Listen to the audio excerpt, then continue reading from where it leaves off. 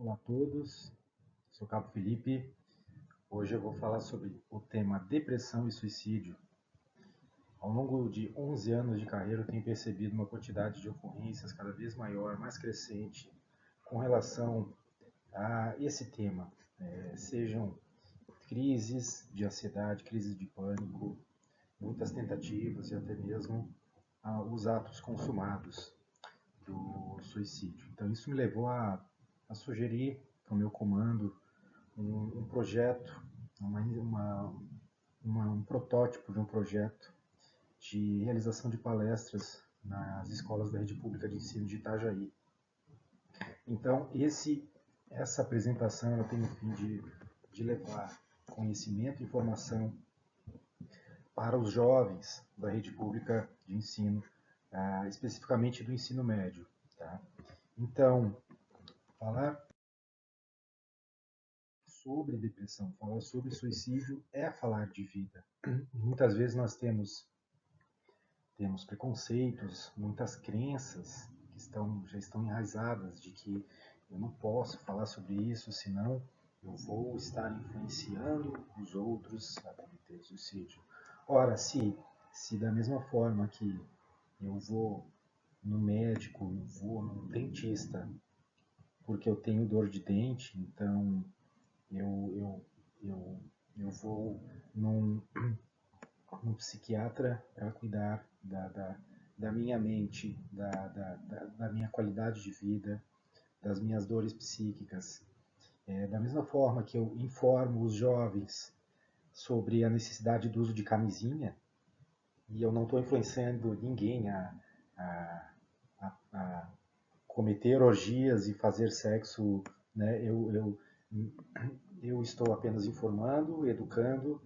Então, essa educação ela também tem que vir por parte desse tema também. Ela também tem que abranger esse tema. Então, é necessário uma quebra de muitos paradigmas, muitos preconceitos que nós temos. E a vida nada mais é do que essa aventura que a gente está vendo nessa imagem. Né?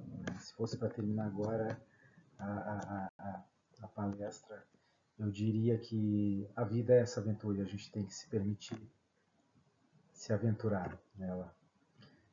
Por vezes, nós encontramos um caminho em que precisamos tomar decisões. Muitas vezes essas decisões nos trazem angústia. Inclusive, eu faço essa pergunta: como você se vê daqui a 5 anos? Você consegue se visualizar daqui a 5, 10 anos, 20 às vezes? Quem está com depressão não consegue, não visualiza o futuro. Pelo contrário, né? Mal consegue ver o presente. O que mais consegue ver é o passado. Então fica esse questionamento dessa imagem, né? E da necessidade que a gente tem de vislumbrar um futuro por vezes até terapêutico, uma vez que você tem um propósito para isso. Então, muitas vezes, quando isso não acontece, gera-se aquela dor, aquela angústia, e essa dor, essa angústia, como dizia Freud, quando ele escreveu um dos seus primeiros livros, Mal-Estar da Civilização, ele diz que essa dor vem de necessidades psíquicas não atendidas, e desde o nosso nascimento a gente passa a ter necessidades de afeto, de proteção, de alimento, e ao longo dos anos, ao longo do nosso crescimento, a gente vai passando a ter outras necessidades. Eu faço uma relação com Maslow, que ele teorizou uma pirâmide, em que na base da pirâmide nós temos as nossas necessidades básicas de proteção, proteção, alimentação, e ao longo da escalada dessa pirâmide, nós vamos evoluindo nas necessidades. O topo da pirâmide seriam as necessidades morais, emocionais, como aceitação social e busca de realização. Muito bem, uma vez não atendidas essas necessidades, a gente passa a sofrer, a ter uma dor psíquica por conta disso. E é uma dor, inclusive, que na neurociência, na parte do cérebro, é a mesma região que gera a nossa dor física. A gente pisa o pé num prego, né? Vem uma informação para o cérebro, volta em forma de tira o pé daí, seu animal. Da mesma forma, o cérebro manda uma informação também, dizendo, por isso que a gente sente aquela dor no peito, aquele aperto, né? Aquele vazio, aquela sensação de vazio. É a mesma região do cérebro que manda essa sensação para nós. As artes, elas também expressam essa melancolia, essas dores, de uma forma muito bela, genial. Analisando essa imagem, a gente vê um homem tentando resgatar um velho que está quase submerso, e ao lado tem uma mulher com um bebê, e eles estão muito mais próximos do homem. O homem é só esticar o braço ali que ele já consegue acessar o bebê, só que ele prefere resgatar o velho. O que isso representa? O velho representa o passado, o bebê o futuro e, por sua vez, a mulher o presente. Então, quantas vezes a gente quer estender a mão para o passado e porque eu queria que aquilo fosse diferente e aquilo não devia ter acontecido comigo, e eu deixo de vislumbrar todo um futuro que pode acontecer, todo um presente que já está acontecendo, mas eu não vejo isso. O nome dessa obra é The Great Flood. A minha imagem aqui não deixou aparecer o resto. E também, então, você teria coragem de dizer como se sente? Geralmente, quando a gente chega no trabalho, no colégio, a gente se cumprimenta e fala, e aí, tudo bem? E é comum que a gente espere ouvir tudo bem. Mas será que você teria coragem de dizer, cara, não, hoje não estou num dia bom, não tá legal, não estou bem, minha mulher estourou o cartão de crédito, minha filha está doente. Geralmente a gente esconde essas coisas, a gente geralmente a gente não conta os nossos problemas, as nossas dores, né? Ou às vezes uma dor emocional mesmo, cara, não estou me sentindo muito bem hoje, estou meio para baixo. Por quê? Por que isso acontece, né? Tem esse livro chamado Coragem de Ser Imperfeito, da Brené Brown, que ela faz esse comparativo entre perfeição e progresso. Muitas vezes a gente, no intuito de esconder os nossos erros, as nossas dores, as nossas fraquezas, as nossas vulnerabilidades, a gente tenta passar uma imagem de perfeição. E ela confronta com a ideia de busca de progresso, porque não existe perfeição maior do que talvez o próprio, para quem acredita em religião, né, o nosso próprio Criador. Independente do que a gente acredite, né, acho que deve haver um Criador aí.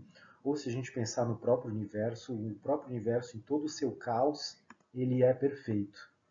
Então a gente pensa que estrelas explodem, isso tudo tem um sentido, né? E muitas vezes a gente não consegue entender o caos que tem dentro da nossa própria mente. Então a gente tem que buscar progresso ao invés de buscar perfeição. Aquela coisa do 1% por dia, 1% a cada dia, que é o que nos faz, nos faz estar melhores consigo mesmo. Né? Eu olhar para trás e perceber, pô, como eu melhorei, como eu amadureci e quão longe eu cheguei. Isso Isso é que é bonito, isso que é belo do progresso. Essa, esse livro ainda traz a ideia de crenças limitantes que a gente tem, então, da escassez, onde nada é o suficiente. Eu não sou inteligente o suficiente, não sou bonito o suficiente, não tenho dinheiro o suficiente, e com isso acaba virando um ciclo, né? Então, com isso eu não posso demonstrar fraqueza, porque eles vão perceber que eu sou fraco, então eu preciso deixar de me expor, eu não posso me expor por conta disso e tenho que mostrar uma autossuficiência. Quer dizer, eu dou conta sozinho. Isso é perigosíssimo, né? Achar que pô, você está com uma barra ali, não, eu dou conta sozinho. E às vezes a gente vai acumulando isso, somatizando, e muitas vezes esse que é o problema. Né?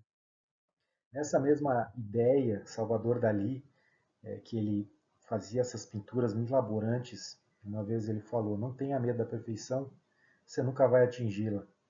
E ele, pelas pinturas, dá para ver que ele não buscava a perfeição.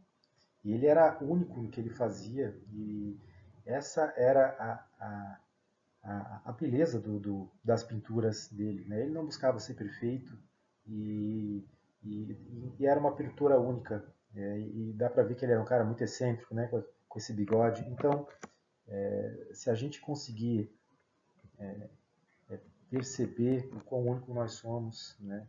E, e não buscar perfeição, e sim simplesmente explorar o que a gente tem para conseguir agregar para o resto do mundo, né? Eu acho que fica muito mais leve. Costumo perguntar se todo mundo tem um amigo, um familiar, um parente, um vizinho que sente ou já sentiu alguns desses sintomas, ansiedade, sono, irritabilidade, por aí vai. Se não tem, provavelmente essa pessoa seja você, então é importante tomar cuidado com isso. Eu, com certeza, já sinto e já senti muitos desses sintomas, principalmente insônia, ansiedade, irritabilidade, cansaço, né? Os últimos, nem tanto, graças a Deus, aí por vezes aí tem um medinho do futuro, né? Por conta da ansiedade também, mas graças a Deus é passageiro, não chega a ser patológico. Será que a sociedade ela influencia na depressão? Eu elenquei alguns itens que corroboram com essa ideia de que depressão não é um problema único, não é pessoal, e sim, tanto quanto o suicídio, é um problema social. Primeiro, mudança de relações. Antigamente, de fato, a gente tinha mais contato físico, contato olho no olho, né? A gente se via mais, a gente interagia mais. Eu lembro dos meus almoços em família, e o meu avô, quando ele fazia churrasco, ele demorava para servir, porque aquilo era um ritual para ele gostava de ver todo mundo unido. Então ele ia servir 2 horas da tarde, o almoço, o churrasco, e depois a gente ainda ficava reunido na mesa, fazendo uma resenha, contando seus casos, né, suas conquistas e também suas frustrações, e isso é muito salutar. A gente está perdendo isso ao longo do tempo, né? Por conta principalmente do acesso da tecnologia, do excesso de informação, de estímulo, a gente está perdendo isso aos poucos. Estamos virando cada vez mais individualistas por conta disso. Né? Hoje em dia cada um tem uma tela, cada um tem uma TV, ninguém almoça mais junto, ninguém interage mais junto. Então, esse é um dos grandes problemas. Outro é as redes sociais. Então, nesse momento, tem profissionais extremamente capacitados pensando em como vamos deixar viciados. nessa telinha, cada vez mais viciados, que já estamos. Todo o layout que foi feito para essa tela está organizado para nos deixar viciados. Vídeos curtos, né? temas atrativos, engraçados muitas vezes, ou as danças que aparecem, né? Então, isso serve para nos deixar preso nesse conteúdo. O que acontece quando a gente acaba criando esse hábito de ficar buscando esse entretenimento fácil? Isso nos gera uma recompensa de curto prazo, que é barata, é praticamente grátis, é acessível e não requer esforço. Então, isso vai nos deixando ao longo do tempo cada vez mais preguiçosos e de buscarmos fazer esforços, uma vez que a gente tem a necessidade de fazer um esforço em prol de um resultado de longo prazo, a gente pensa, isso aqui está muito chato, vou dar uma olhadinha no celular. Para receber essa recompensa, para receber essa gratificação de dopamina que vou falar mais para frente. Então isso vira uma gamificação, uma vez que os likes, a quantidade de visualizações, passa a ser também esse prêmio, essa recompensa. E também acaba gerando comparativo, porque as vidas são perfeitas na rede social. Ninguém posta, pô, hoje eu quebrei a perna, pessoal, tô aqui fazendo selfie aqui e perdi o emprego também, né? Ou acorda de manhã cedo e mostra sua cara toda amassada, sem filtro. Ninguém faz isso. Todo mundo quer mostrar realmente o seu melhor, né? Chega no campeonato, pessoal, hoje eu perdi, mas tudo bem, tá tudo certo. Não, você vai postar o momento que você ganhar, né? Que tiver no pódio. Enquanto isso, você não posta. Então, elas nos influenciam a achar que tudo é perfeito. A gente volta para aquela ideia de perfeição. Hipervalorização da imagem. Apareço, logo existo, né? Eu tenho que estar aparecendo e eu tenho que estar aparecendo bem na foto, senão não vale a pena, senão não corrobora.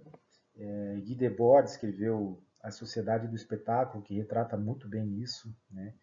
Então, junto, né, todos vinculando com a internet, com a rede social, né, essa coisa do aparecer, é muito o espetáculo que a gente tem que fazer para o outro, um confronto com a ideia de trabalho versus prestígio, porque antigamente eu queria ser astronauta, eu queria ser médico, bombeiro, e graças a Deus hoje sou, mas a gurizada perdeu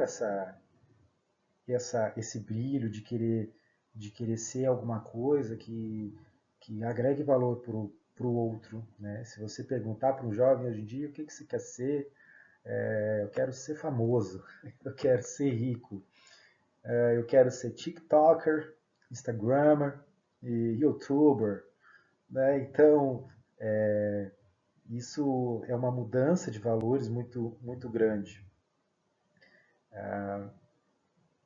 Conto a história do Narciso, porque estamos virando cada vez mais narcisistas por conta disso. Então, Narciso, certa vez, sem perceber a beleza que tinha, e ele era muito venerado pela beleza que tinha, todos que viam Narciso ficavam espantados e se apaixonavam por Narciso. E uma vez ele foi beber água numa fonte e percebeu o reflexo da sua própria imagem na fonte.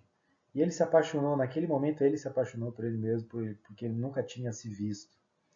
E nesse momento ele quis se abraçar, beijar-se e caiu na água e se afogou.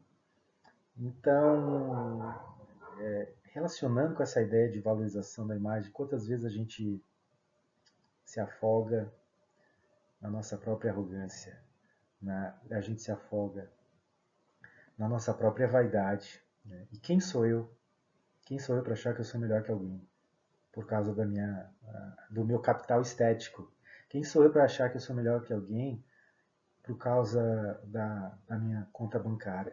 Quem sou eu para achar que eu sou melhor que alguém por causa dos títulos que eu possuo, do conhecimento que eu tenho, das viagens que eu fiz, dos restaurantes que eu frequento. Né? Isso não é nada. A cultura do descartável, da banalização, da velocidade, tudo é rápido hoje em dia.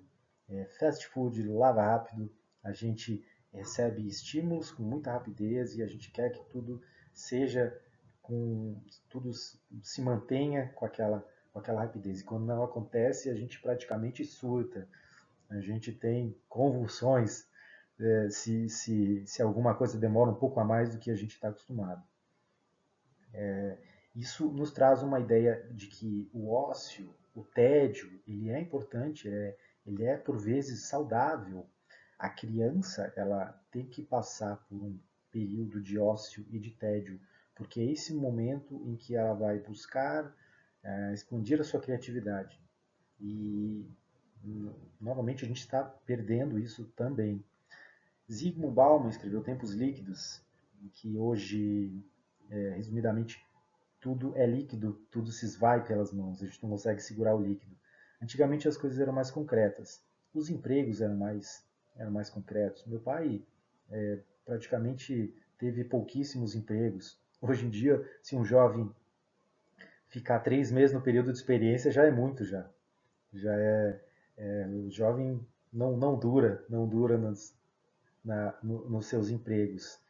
Tamanha é que eles querem um resultado daquele emprego, do salário, que seja, né, que eles querem que a evolução deles na carreira seja muito rápida, e eles não têm paciência para esperar isso acontecer. Né? Por isso estamos virando cada vez mais imediatistas, imaturos também por conta da falta de referências. Estamos sem referência hoje em dia. As minhas referências de antigamente era Chuck Norris, era Bruce Lee, das artes marciais. Músicas, puxa, eu lembro de ouvir Legião Urbana, né? É preciso amar as pessoas como se não houvesse amanhã. Era poesia. Hoje em dia o que a gente ouve? A gente ouve funk, MC Pipoquinha e com mantras, com aqueles mantras do inferno, é, e,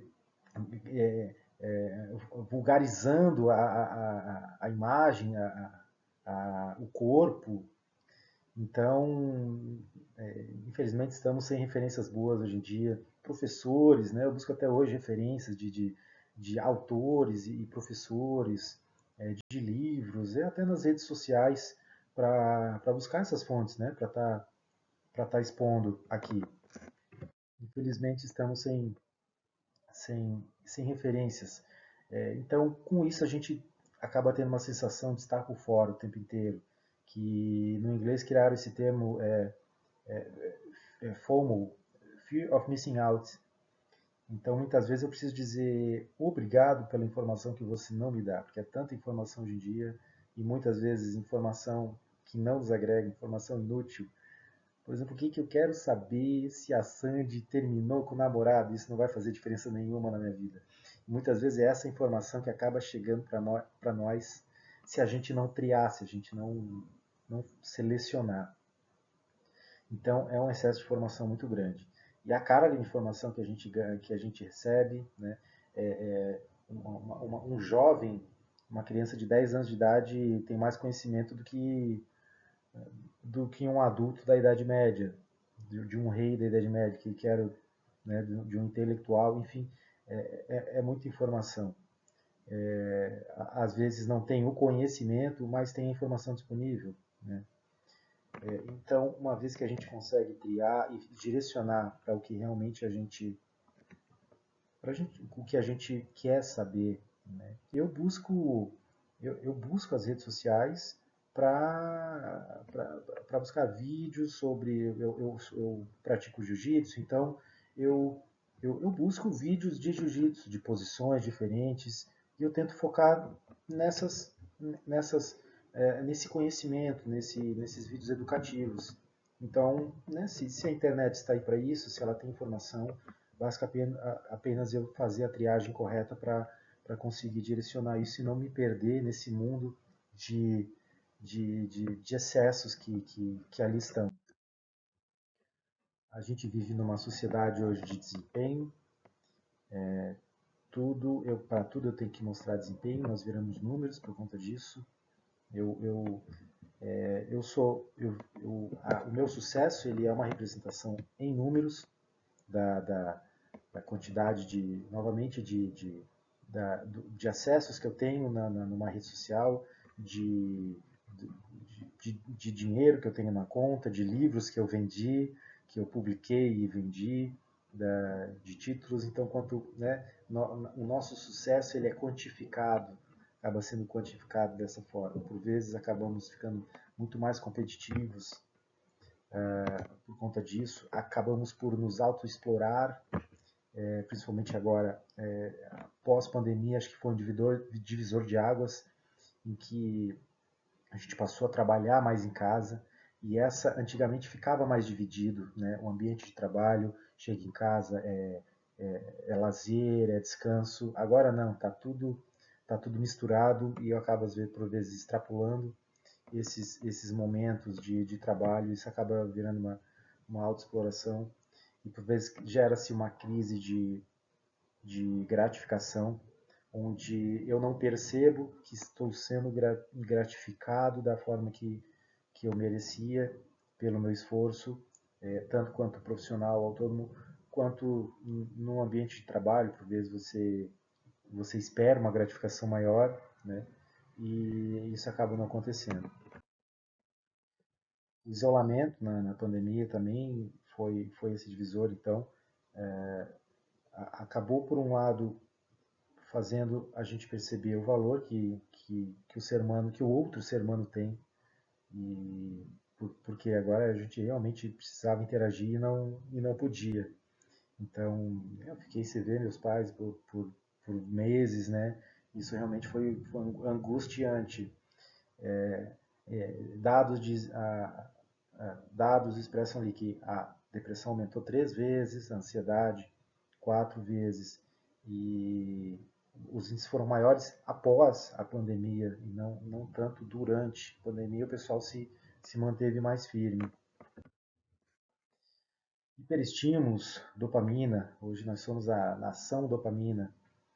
Então, a dopamina nada mais é do que uma molécula, um hormônio que é liberado no nosso cérebro, que ela é intitulada o hormônio, a molécula do desejo, a molécula da motivação. Quer dizer, eu quero aquele videogame que está na vitrine, e só por pensar em querer adquiri-lo, já me explode já me ocorre uma explosão de dopamina no meu corpo, que me faz me motivar para ter aquele videogame. Após a compra, mais dopamina, entre outros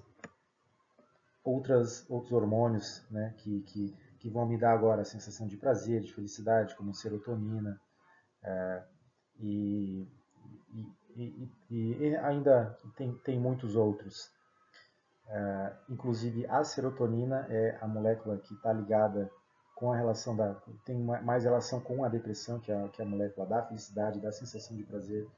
Então, os baixos níveis de serotonina no corpo, no cérebro, que o cérebro não produz, acabam gerando a depressão. Então, na visão da neurociência, a depressão é uma é a falta dessa molécula no nosso corpo. Por vezes, acabamos por receber hiperestímulos que nos geram dopamina, e esses hiperestímulos vêm de diversas fontes, seja a rede social, sejam as drogas, seja pornografia, seja jogos online, ou jogos de azar, inclusive, está muito em alta também. O pessoal está se perdendo, né, nesses jogos, mais os adultos, né? O jogo do tigrinho, enfim, é uma bola de neve isso aí. Esses programas aí são feitos para fazer você não ganhar mesmo. O algoritmo faz você não ganhar, e as pessoas não percebem isso, acabam apostando e perdendo tudo, né? Por vezes, então, uma vez que a gente recebe esses hiperestímulos de fora, né, pensa que normalmente a gente tem uma quantidade de dopamina que o nosso próprio corpo produz, o cérebro produz, só que quando isso vem de fora, eu falo, quanto prazer eu recebi, meu Deus. E você nunca mais vai querer voltar a esse patamar normal que o teu corpo produz. Você sempre vai querer receber essa quantidade que é muito maior e muito melhor, muito mais prazerosa. Por vezes, então, você acaba repetindo esse ato, né, até que isso vire um vício. Então, hoje em dia a gente está viciado em ter prazer. E sugere-se, alguns autores sugerem o jejum da dopamina, que é uma forma de abstinência, até. E óbvio que é difícil fazer isso, então tem que ser de forma gradativa, né? O celular, eu vou acordar, eu não vou olhar o celular. Geralmente a primeira coisa que a gente faz é acordar, desligar o despertador e já, inclusive o próprio despertador já é do celular, então é outra coisa que complica. Então a sugestão é eu vou acordar, escovar meus dentes, fazer meu café, e depois de tomar meu café, eu sento, dou uma olhada, ver se tem alguma mensagem, alguma coisa importante. E nesse momento eu uso um pouco e paro, vou estudar. Nesse momento agora dos estudos eu deixo o celular de lado, se tiver que desligar, desliga, se tiver que botar no silencioso, né, faça também, que faça o necessário para que haja esse esforço de você não estar recebendo esses hiperestímulos.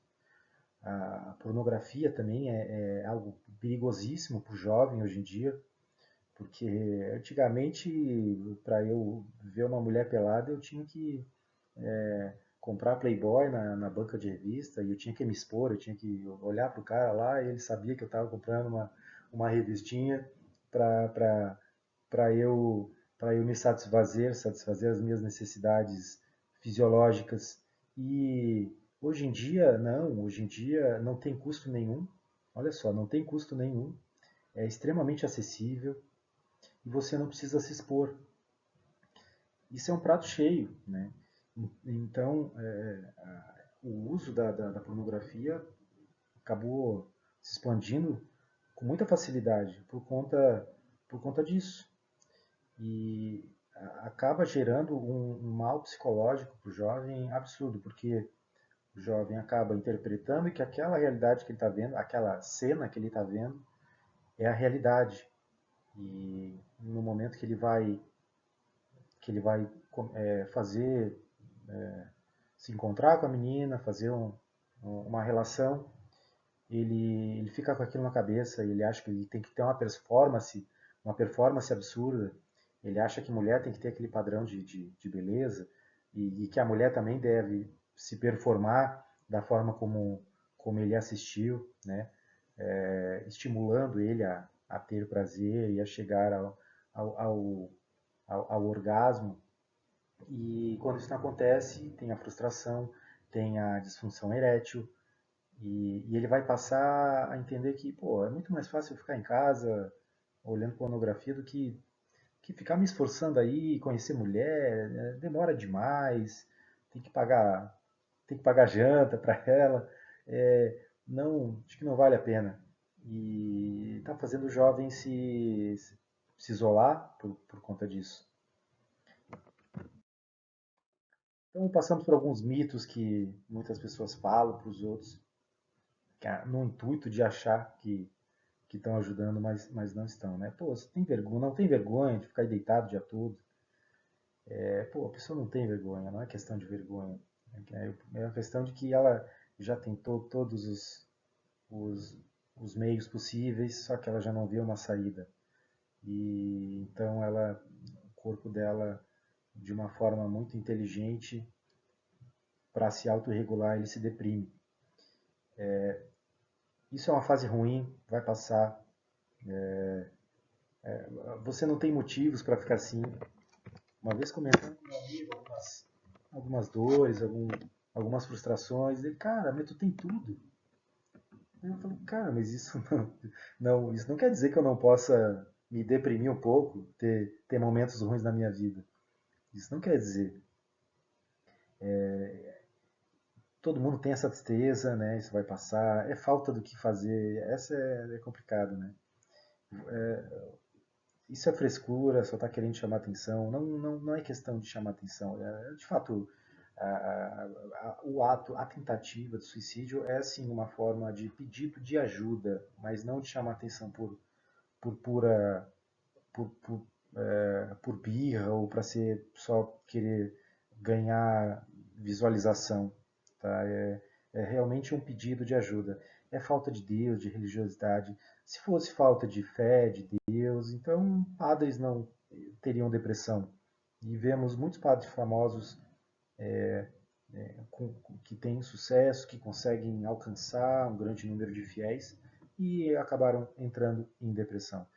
Estar romantizando o próprio sofrimento também é algo que a gente ouve bastante.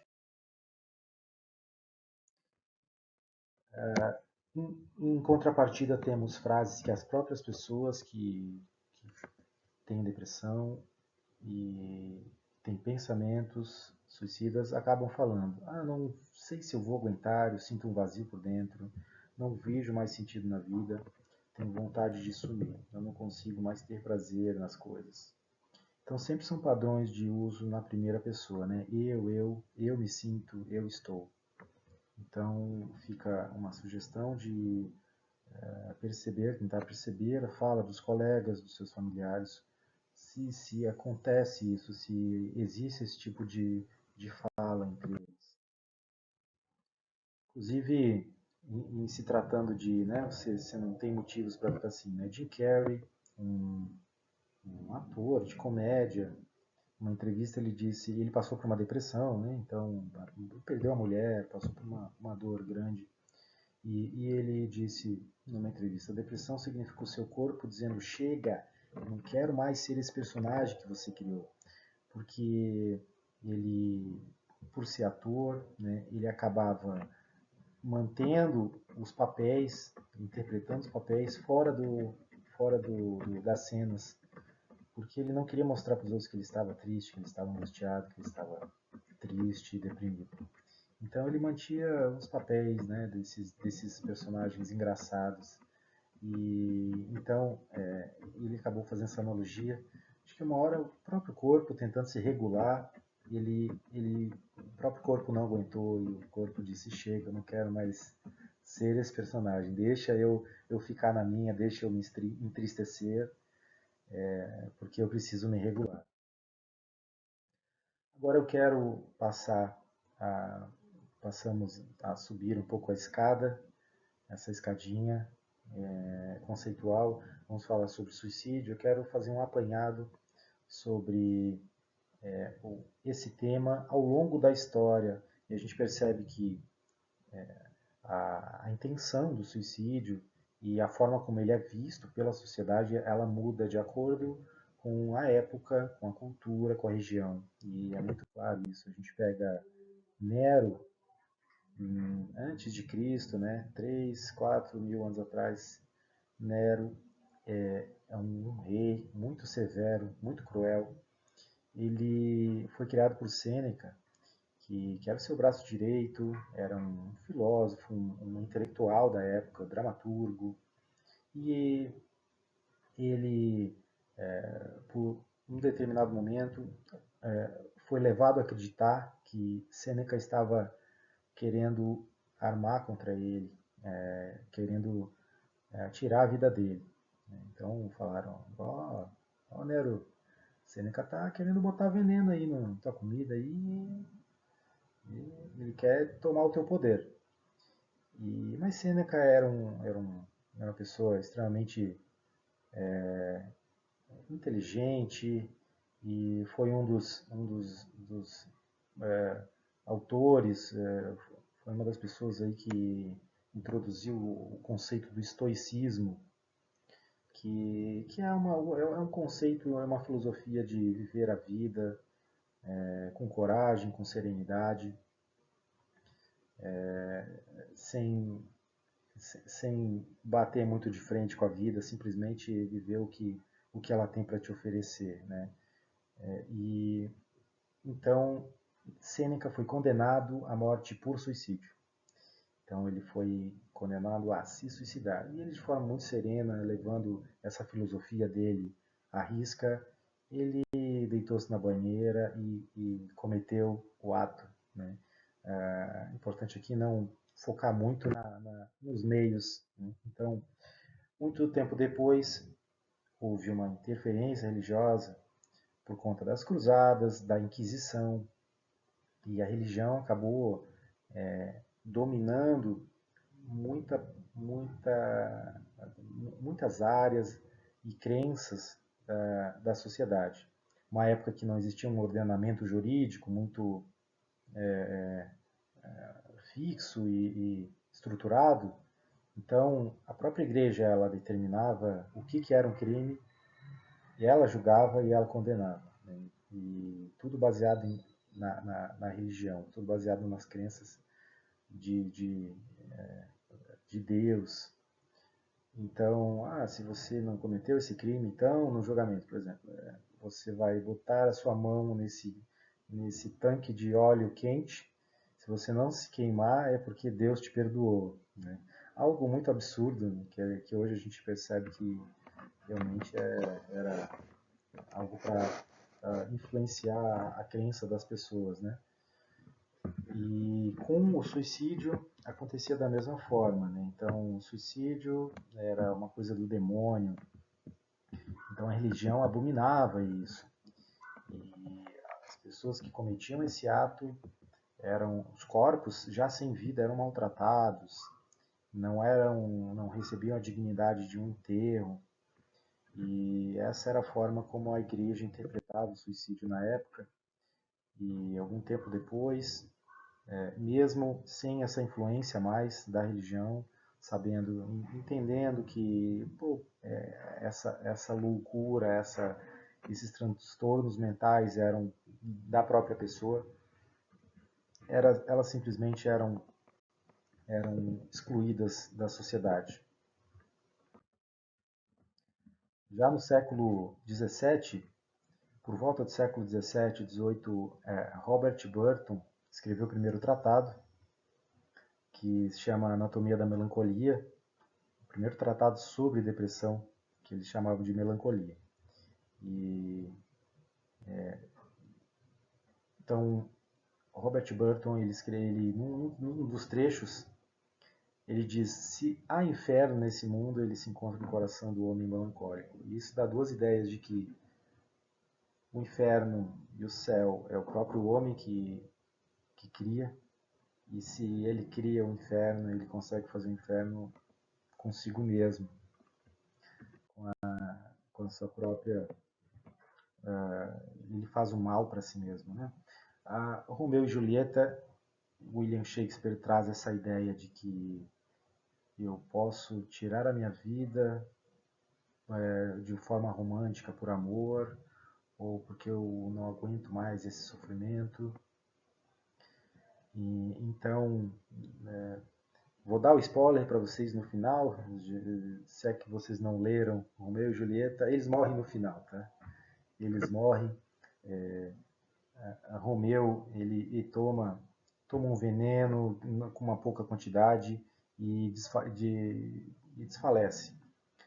A Julieta encontra ele aparentemente morto, e é toda aquela história, né? Aquele discurso de Romeu, como é que eu vou viver sem você? A dor que eu estou sentindo é muito forte. Como é que vai ser minha vida sem você? Eu prefiro me juntar a você. Prefiro que nós tenhamos uma vida, né, para toda a eternidade. Então, o suicídio está muito ligado com essa coisa romântica, né? Então, ela tira a vida, depois ele acorda, vê ela sem vida e se mata também. Já por volta final do século XVIII, início do século XIX, Emile Durkheim, um sociólogo, começa a estudar o suicídio a partir de uma vertente social. E aqui, até então, né, acreditava-se que o suicídio é uma coisa pessoal e a pessoa tinha a depressão e o suicídio era da pessoa e unicamente dela. E Durkheim expandiu essa ideia e ele diz que o suicídio é um fato social. Ela vem, o suicídio ele vem, sofre uma influência grande dos fatores sociais. Entramos na era dos manicômios, então a partir daí começou-se a estudar com mais afinco os transtornos de comportamento, época do Freud e tudo mais. Só que utilizavam-se métodos que não eram nada eficientes. Como a gente pode ver ali, uma pessoa sendo submetida a choques elétricos na cabeça. E um tempo depois isso acabou virando os hospitais psiquiátricos de hoje em dia. Tem também a ideia do heroísmo, que está muito vinculado com a nossa profissão, bombeiro, polícia. Então, que Durkheim fala que é o comportamento altruísta, né? Baseado numa ideologia. Então, nós, baseados na ideia, na ideologia de salvar qualquer vida, nem que seja com o preço da nossa própria, a gente acaba se envolvendo a riscos, se submetendo a locais com riscos, e que ocasionalmente pode haver um acidente e que a gente possa perder a vida. Não intencionalmente, é óbvio, mas com essa ideia de seguir essa ideologia, possa acontecer uma morte. O fundamentalismo religioso ele leva essa mesma ideia de que por conta de uma ideologia religiosa, de acreditar que essa pessoa vai para o céu e se juntar com várias virgens, enfim, eu não sei muito bem como é que é essa ideia fundamentalista, mas eles acreditam tanto é que numa mão ele está segurando uma Bíblia e outra uma granada, né? Parece até um contrassenso. E então eu preciso me matar para isso, eu preciso matar outras pessoas até. Isso também dá ideia desses atos violentos que acontecem nas escolas também, né? Baleia Azul e tudo mais, ele tem esse vínculo com essa ideologia, com algum tipo de ideologia. Vou passar alguns dados agora sobre suicídio, né? Pensa que já são dos dados bem de 10 anos atrás e a gente tem que ter a ideia de que muitas ocorrências a gente não consegue contabilizar, então essas estatísticas devem ser hoje muito maiores do que são. Mais de 700 mil pessoas cometem suicídio por ano, aproximadamente 10 de 40 já tentaram, a cada 3 segundos uma pessoa tenta, cada 40 segundos uma pessoa comete suicídio. A gente está aqui quase uma hora conversando, pensa quantas pessoas já não tentaram e não cometeram ao longo do mundo.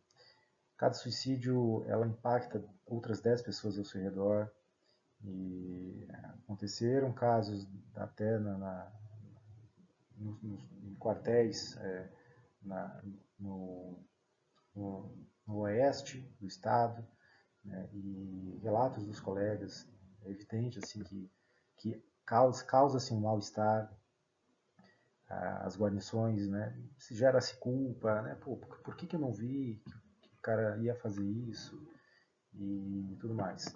Tem um caso, uma ocorrência que eu atendi de uma senhora depressiva, estava na cama, tomou medicamentos em excesso e 3 filhos em casa. Um dos filhos era uma menina de 15 anos. E a menina chegou para mim e falou: pô, eu não sei mais quem eu sou. Eu cuido da minha mãe, eu cuido dos meus irmãos, eu assumi o papel dela, então eu, eu estou perdendo a minha essência, a minha personalidade, né? Tamanho então é um exemplo do impacto que quando uma pessoa adoece por conta da depressão ou até do suicídio, o impacto que isso causa, né, nas pessoas mais próximas, principalmente. como se a gente fosse uma teia, né? As nossas relações são uma teia. E alguma coisa ruim acontece com uma, acaba reverberando para as pessoas. Um dado interessante de que 75% dos homens são, são mais propensos a cometer o suicídio. Os homens efetivam com mais facilidade efetiva o suicídio e as mulheres elas tentam mais. Eu atribuo isso por conta da natureza do homem, que é mais agressiva, é mais. O homem, desde o antepassado, ele tinha que lutar para sobreviver, tinha que caçar. Então, a nossa natureza do homem é mais agressiva. Testosterona, tudo isso deixa o homem mais agressivo. A mulher é mais afetiva, ela tem uma natureza mais acolhedora, de cuidado da prole. Então, por vezes, ela utiliza meios menos, menos agressivos para isso. E outra questão interessante aqui, a faixa etária de 15 a 24 anos é uma das maiores, também de 25 a 34, né? Jovens e adultos estão mais propensos.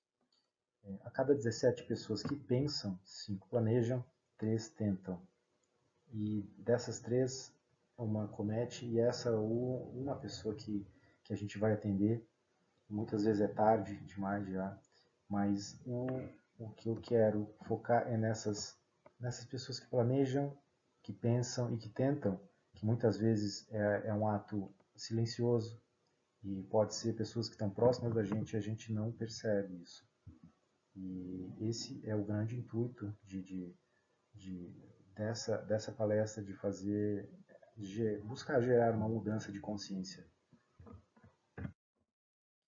Eu costumo dizer que o suicídio é o maior desastre ecológico da natureza, porque não existe nenhum outro animal que se mata intencionalmente.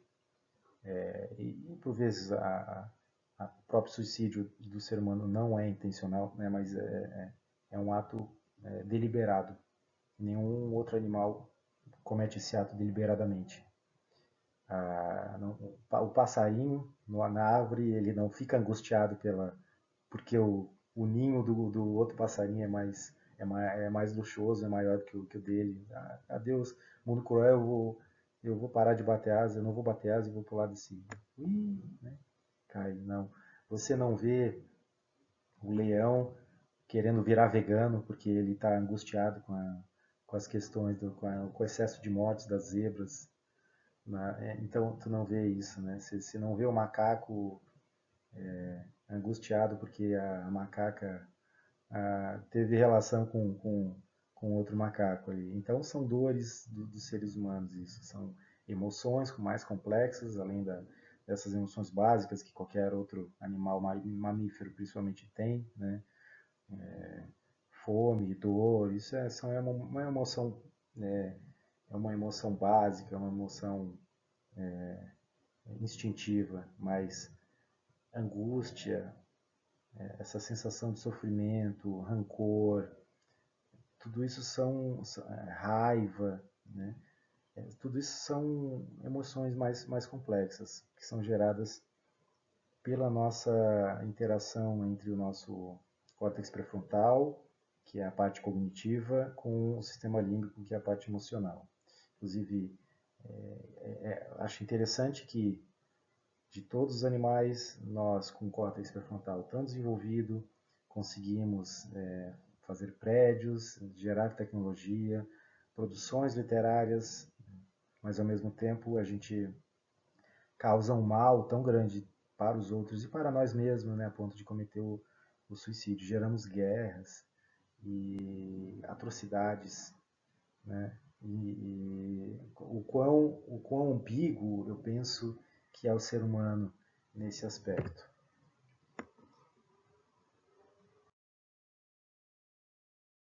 Pergunto, qual é a tua praia?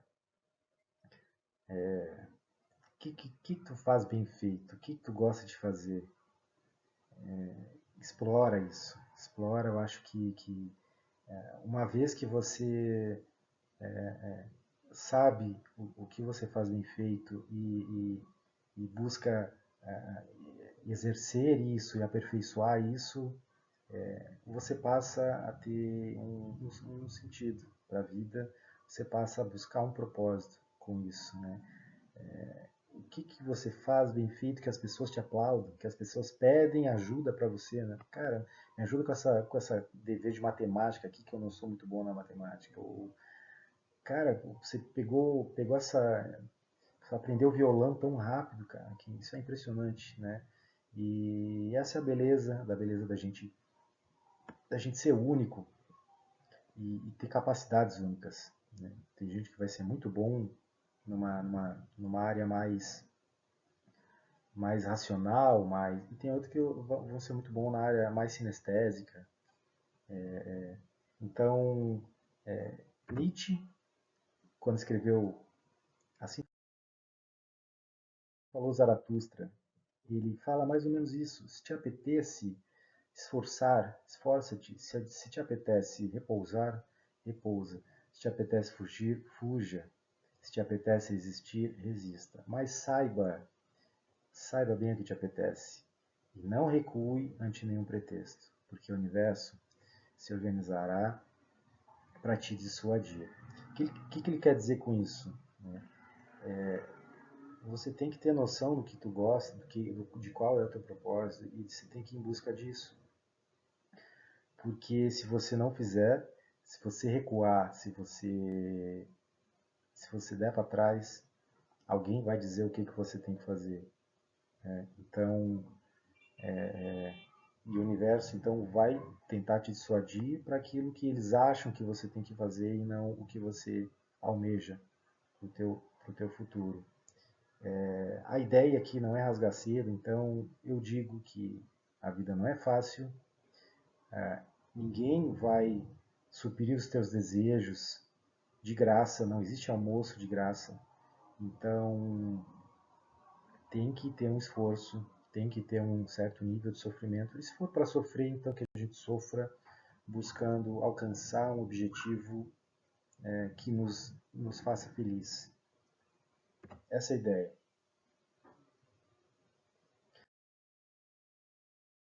O que é a vida? Perguntaram para o Clóvis de Barros numa entrevista e ele, de forma muito inteligente, respondeu, elaborou uma baita resposta. A vida é um aglomerado de situações, né? Felicidades e dores, tristezas que a gente vai passando, de aprendizados e tudo mais. E o entrevistador, estimulando ele, perguntou de novo o que é a vida. E ele tentou responder de novo, de outra forma. E ele foi simplificando cada vez mais a resposta. O entrevistador perguntou umas 3 vezes, 4 vezes. E ele foi simplificando cada vez mais. Né? E quando eu fiz esses slides, a maior parte desses slides, as imagens foram feitas com inteligência artificial. E quando eu pedi para responder para a inteligência, para o aplicativo responder o que é a vida, ele me trouxe essa imagem, né? Uma pessoa que na mente dela existe todo um universo. Né? E a vida nada mais é do que um universo de possibilidades. De certa forma, a gente tem que simplificar, como ele foi tentando simplificar a resposta dele. Então, tem muitas respostas, eu posso dar muitas respostas para o que é a vida, há uma grande infinidade, mas eu tenho que ter uma resposta. E se aquela resposta não me servir, não tem problema mudar, eu posso buscar uma outra resposta que me sirva mais. Mas eu tenho que ter uma ideia, eu tenho que responder de alguma forma. Porque se ficar no vazio, esse acaba sendo o problema, né? Você não conseguir encontrar uma resposta para isso.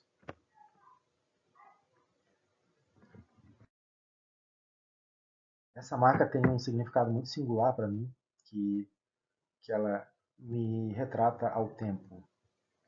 Por que o tempo?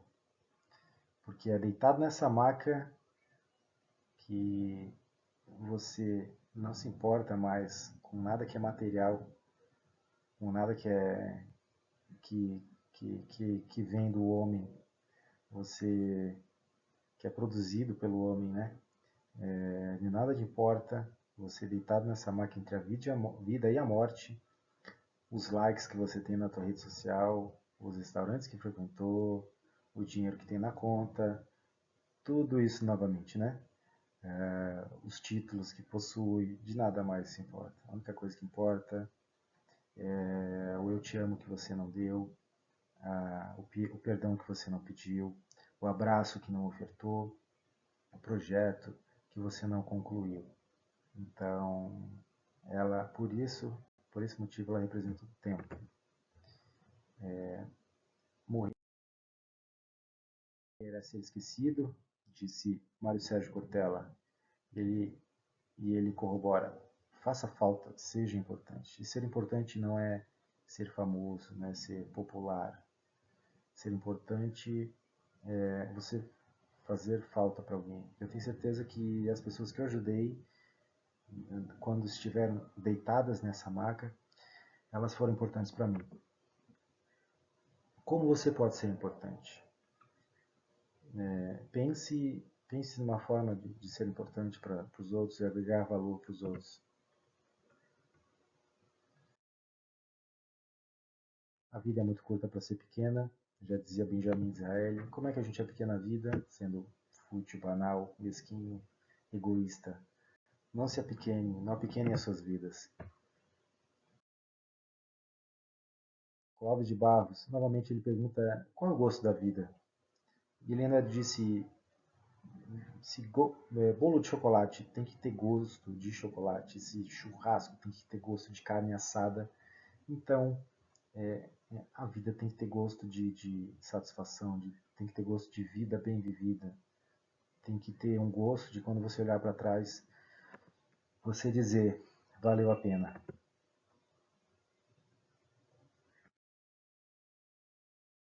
Para finalizar, eu pergunto, o que o bombeiro oferece?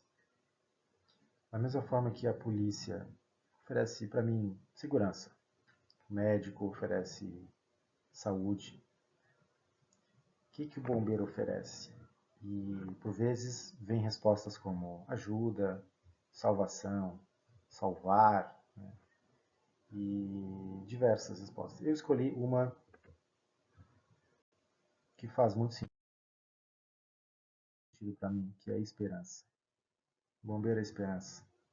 Quando a vítima está afogada no mar, quando está presa num veículo encarcerada, quando está soterrada, a gente é esperança para ela, né, de uma continuidade da sua vida e esperança para os próprios familiares também.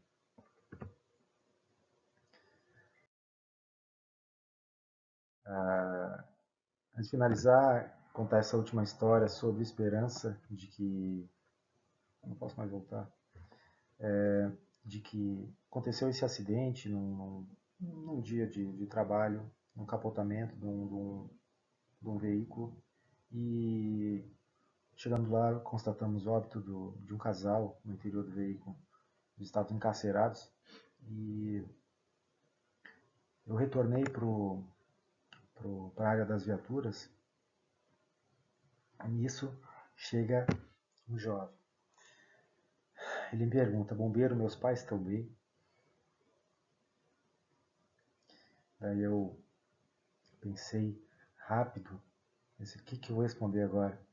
E eu resolvi dizer, sim, teus pais estão bem. Pode ser que demore um pouco para retirar eles do, do local, do carro, mas eu peço que você tenha paciência. Tudo vai dar certo. Tá? E nisso deu outra ocorrência, eu não consegui ficar para assistir ele, para que ele tivesse o resto da notícia. Né? E por um tempo eu fiquei pensando, pô, eu menti para ele. Será que foi certo o que eu fiz? Né? Ficou me passando isso por cabeça durante muito tempo. E hoje eu entendo que o que eu quis ofertar para ele é a esperança. Esperança de que onde quer que eles estejam agora, o corpo espiritual deles, eles estão vivos na memória dele, desse filho, estão vivos nas atitudes desse filho, uma vez que esses pais devem ter passado valores para ele, e esses valores vão dar continuidade à memória também desses pais, né? Esperança de que algum dia eles possam se encontrar. Então essa palestra ela tem um intuito de ofertar esperança, esperança de que esses jovens tenham um futuro próspero, brilhante, mas isso só vai acontecer e se depender e só depende deles para que isso aconteça, né? Então espero que essa apresentação tenha valido para quem assistiu. Muito obrigado. Até a próxima.